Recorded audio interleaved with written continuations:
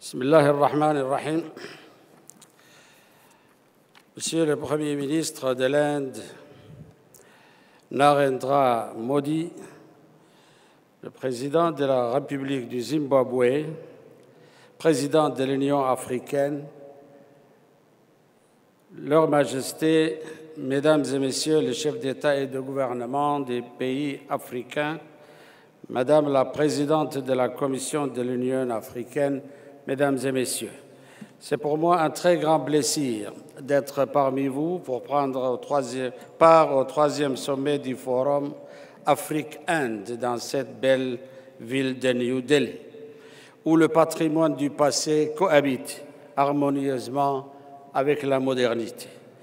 Je voudrais exprimer mes sincères remerciements au gouvernement et au peuple indien pour l'accueil et la chaleureuse hospitalité qui a été réservée à ma délégation et à moi-même depuis que nous sommes arrivés ici, ainsi que pour les excellents arrangements mis en place pour accueillir un si important forum.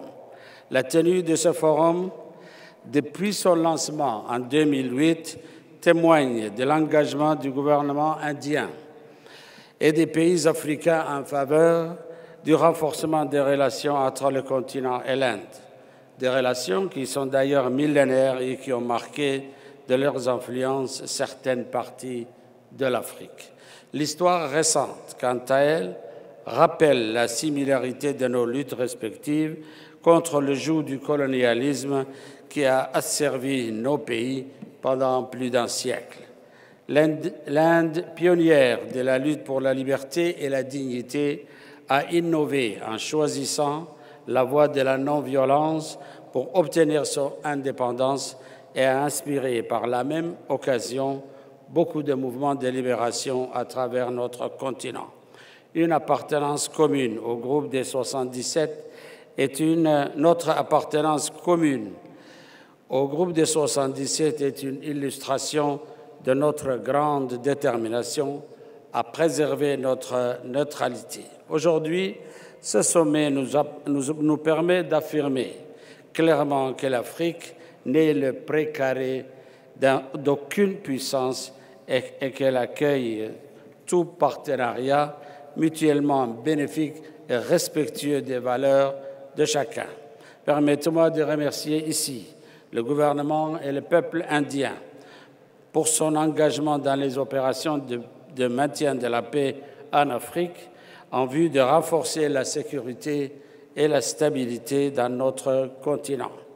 À travers l'ultime sacrifice que ces soldats ont payé sur le sol africain, l'Inde a démontré de son attachement au réaffirmissement de nos relations. Monsieur le Premier ministre, Excellences, depuis le dernier sommet du Forum Afrique-Inde à Addis Abeba en 2011, la croissance fulgurante de nos échanges économiques et commerciaux sont une preuve convaincante de l'utilité, mais aussi de la vitalité de notre partenariat. Depuis 2007, ces échanges se sont multipliés de manière exponentielle pour atteindre plus de 70 milliards de dollars, alors que les investissements connaissent une augmentation régulière d'année en année. L'Inde, Monsieur le Premier ministre, est un pays émergent qui connaît une croissance positive grâce à ses multiples atouts, notamment ses atouts industriels et technologiques, et est indubitablement destiné à être une puissance économique sur le plan mondial. De son côté, l'Afrique connaît depuis une décennie une croissance économique forte et stable, amenée à croître compte tenu du potentiel énorme du continent. En conjuguant nos efforts et en adoptant un cadre plus favorable à nos échanges commerciaux, notamment en limitant les barrières non fiscales, et cela dans le cadre du programme indien préférentiel à taux zéro, je suis convaincu que le partenariat Afrique-Inde n'en sortira que plus renforcé. Nous sommes également fortement impressionnés par le dynamisme des PME, PMI indiennes qui connaissent un essor indéniable en Inde et en Afrique, et ce, en utilisant leurs propres ressources et compétences. En ce sens, nous souhaiterions nous inspirer du modèle indien d'entrepreneuriat et développer notre tissu de petites et moyennes entreprises, ce qui constitue un élément essentiel dans le processus d'industrialisation de notre continent. L'Afrique, qui est destinée à jouer un plus grand rôle dans le commerce international, s'est au préalable sérieusement engagée dans un processus d'intégration économique régionale et continentale. Nous sommes convaincus que l'intégration régionale est un maillon essentiel dans le développement économique durable. Mais pour ce faire, plus que les traités ou les accords politiques, notre continent a besoin de la réalisation de projets d'infrastructures d'envergure capables d'insuffler une dynamique en faveur de l'intégration régionale, et ce sont surtout les infrastructures de transport, notamment portuaires, routières et aéroportuaires, qui constituent l'épine dorsale et les piliers fondamentaux des échanges commerciaux interétatiques et interrégionaux.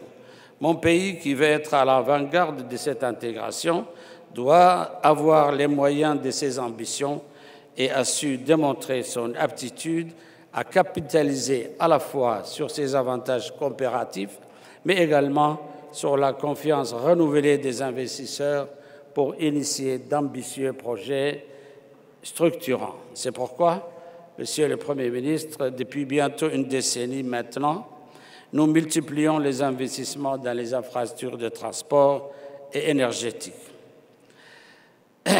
Car la performance de la croissance de notre de notre économie, qui est basée sur le service, reste très tributaire d'infrastructures de qualité.